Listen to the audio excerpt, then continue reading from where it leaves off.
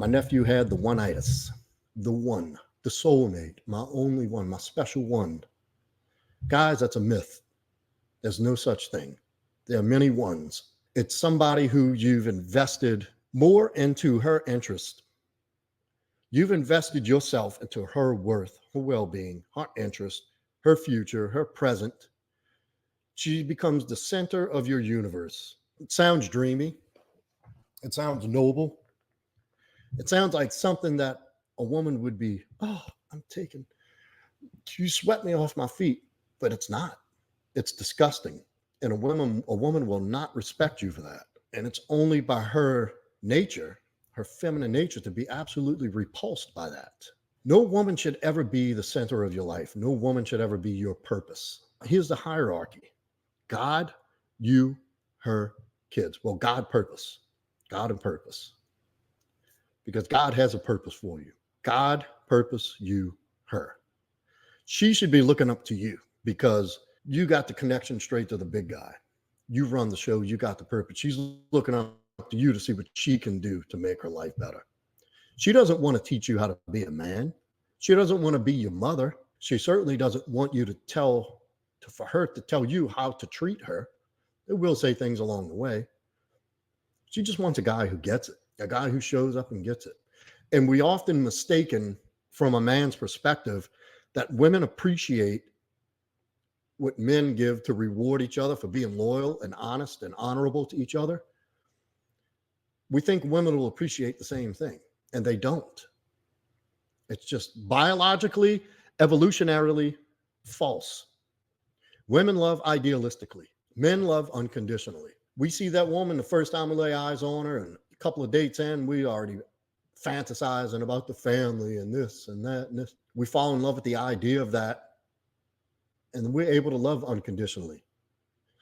So what, you don't have a job, no prospects, you got really nothing going for you. That's okay. I'll take you in. I'll nurture you. I'll build you up. I'll help you along the way. I'll pay for your school.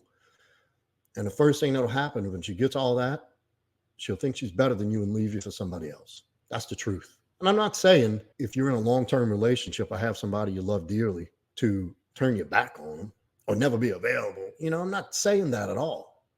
Or don't participate in a relationship. But you got to let the relationship, that's a woman's job, to keep the relationship up.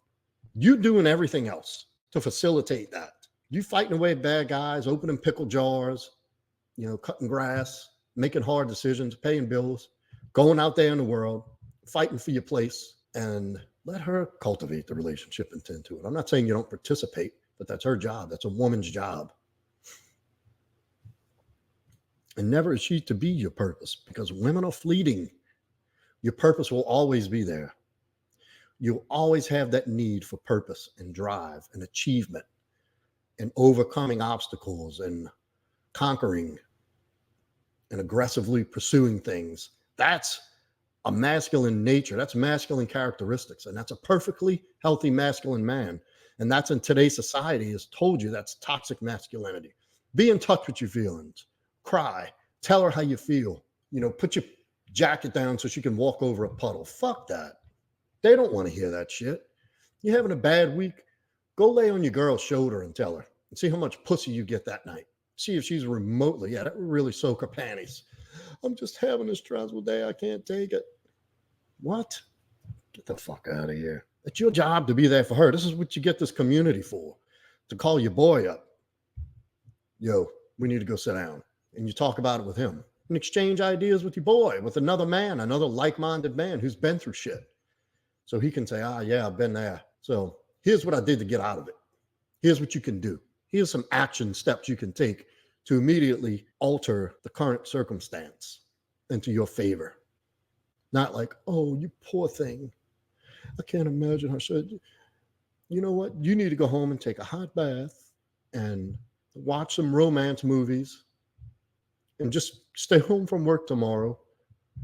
Fuck that. That's insanity to think men function like that. And what you have a lot of that is a lot of that in society today. And they're pushing for that, to suck every bit of masculinity out of men. And it's working to an extent. Unfortunately, a lot of people are waking up to it, but that's not attractive to a woman. Nor does that instill trust and confidence that you can handle shit. That if she's ever in a jam, she's not going to want to come to your whiny ass. So wait a minute. This dude can't even handle a guy fucking giving him a hard time at work. How the fuck is he going to get us out of this financial jam? How's he going to get the next project? How's he going to help me overcome my emotional turmoil? I can't even trust him to do it on his own, to fix himself, to work through some hard shit. But if you tell your boy, he understands. He's been there. So you don't have to go it alone, but just not with her. That's what you have your tribe, your group for. Because I guarantee you, there's a whole world of men out there who've been through some hard shit and experienced the same things and haven't said anything, or have hinted to certain people and worked their way through it, and they have a solution. There is a time and place to be vulnerable. But if you look at vulnerable at its core, vulnerable is just weak.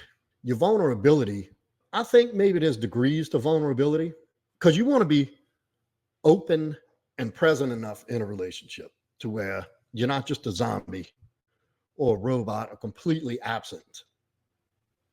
That does not sound like a fulfilling relationship. But you don't want to be writing sappy poems and sobbing all over the fucking place and whining about your problems either. That's crossing the line. And I think that's a degree of vulnerability. There is a healthy degree of vulnerability. Being able to say, hey, this is a challenge for me at the moment, but I'm working through it. And I'll fix it. It's not a big deal. Nothing's going to stop me. This just might happen to be an obstacle or a speed bump, but not to come apart. That's not vulnerability. That's pure weakness. And the last person who wants to see you acting like that and carrying yourself like that is your woman. You don't believe me? Try it. See the results you get.